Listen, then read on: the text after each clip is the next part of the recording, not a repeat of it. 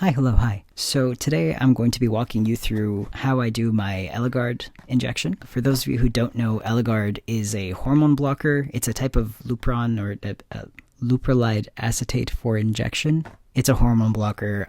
It's the same type that they give to postpone puberty in kids who are hitting puberty too early or in trans kids. And I have to take this once a month because my body is efficient at converting testosterone into estrogen, which is fun. So if you're like me and instructions like this are stressful, this might be the video for you. This is just meant to guide anyone who may be a little intimidated by doing this shot themselves at home. And I figured I have to do the shot anyway, so hopefully this is helpful to someone. Before we get started, of course, I have my Band-Aid ready and some alcohol swabs to disinfect the area that I'm going to need to inject. So when you open the box, there's going to be this little packet of instructions. I recommend reading this and looking it over, as it is still quite helpful. Lupron typically needs to be mixed. It's like a liquid with a powder. So your medication is going to come in 2 packs. One of them will say syringe A and the other will say syringe B. I don't know if you could see that. You could just open them both up right away because you're going to have to attach them. In the syringe A box, you're going to have the liquid syringe, and in box B, you're going to have the powder syringe. In box A, you're also going to have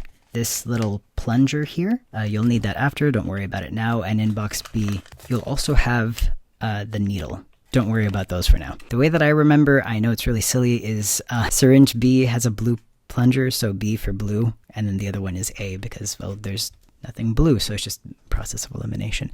Anyway, so you're going to want to start with syringe B with the blue plug. So you need to remove this plug, but this is very important. This is where I've messed up a lot of times. Do not twist it. You need to pull this carefully straight out. If you twist it, what's going to happen is only the plastic part here is going to come out and the rubber plug here is going to stay stuck inside.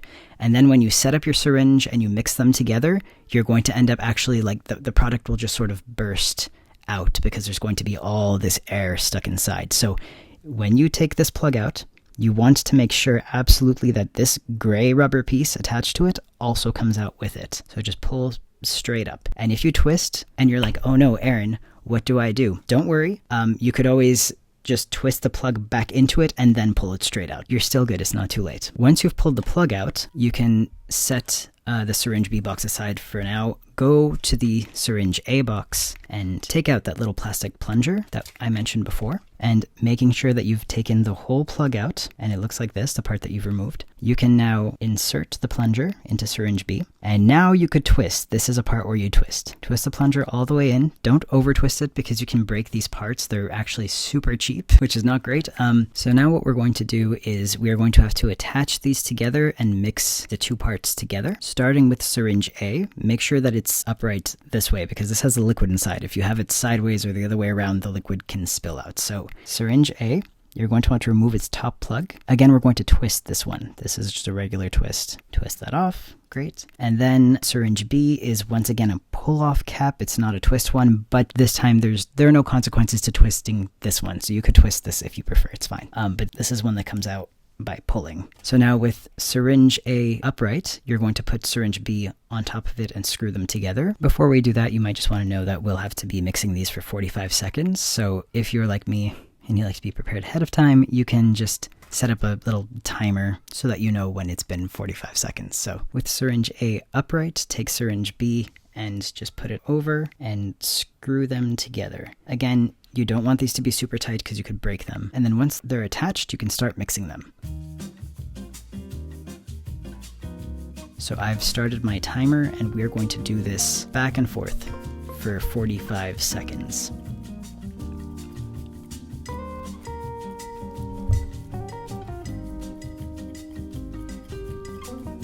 This is not fun on the joints, let me tell you.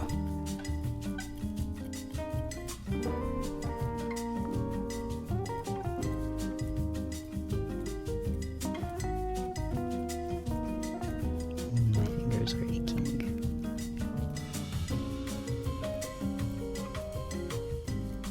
Maybe I won't edit this out so that you have like time to actually mix it. Oh, that would be embarrassing for all the complaining I just did. Okay, so it's been 45 seconds. So you're going to want to transfer all the solution into syringe B. So just make sure that you're ending in syringe B so that all of the Eligard is on this side.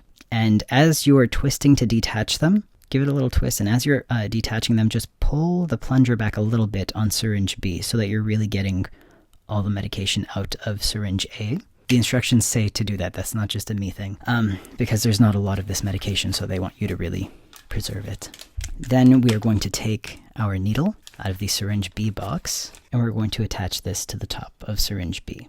So just twist that on like a regular twist-on needle and pull off this cap. That's the safety cap. This plastic part here, don't touch that. That's the needle guard. Once you're done doing your injection, you will push this and it'll lock, and that way the needle can't poke through anything. It's just a safety feature, but if you do that now, you won't be able to use the needle, so don't do it yet. Because this medication is so thick, you could push it a little closer to the top, but you, according to the instructions, you don't want to try to get rid of the bubbles or push it all the way through, because even just a little dot that comes out at the top, that's too much medication to lose. So this is an injection that's meant to be done without having to push all the air out. This is a subcutaneous injection, like the ones that I do for testosterone. So just find a spot where there's a lot of subcutaneous tissue, basically a spot where there's a lot of fat, usually on the belly. Make sure that it's sterilized. And because it's such a short needle, you don't need to put it in at a 45-degree angle. You can just put it straight into the tissue. I like to wait for the area that I disinfected to dry, because otherwise the alcohol stings a little when you do the shot.